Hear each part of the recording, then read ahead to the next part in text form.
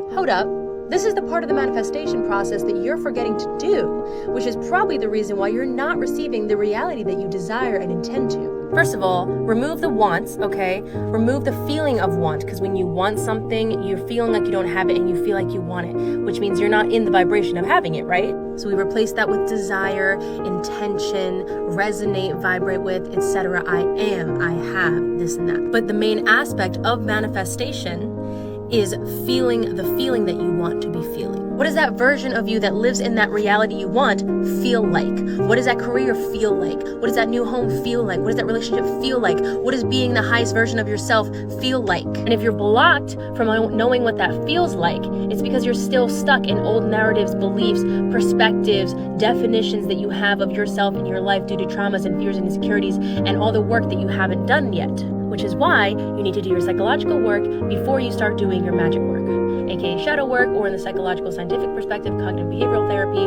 other type of therapy, any type of inner work, right, where you're going to do unblocking and clearing and rewiring so that you have access to creating the realities that you want, access to your intuition, access to knowing what things feel like, because you're not stuck in old feelings. Remember, baby, the universe does not speak your fucking language. It doesn't speak English, Spanish, French, whatever, okay? It speaks in energy.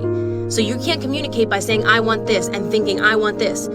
It's going to respond to what you're subconsciously feeling. So if you haven't done the work to unblock so that you have access and control over what you're feeling, then you're not sending out the message you think you're sending out, which means you're not going to receive the reality you desire because you're not focused on what it feels like, which means you are not sending out the vibration to the universe, the message that you need to send out in order to receive that thing. You can do all the manifestation techniques that you have learned and seen and everywhere and this and this and that, but if you're not in control of what you're feeling and you don't know what that reality feels like and you can't access that,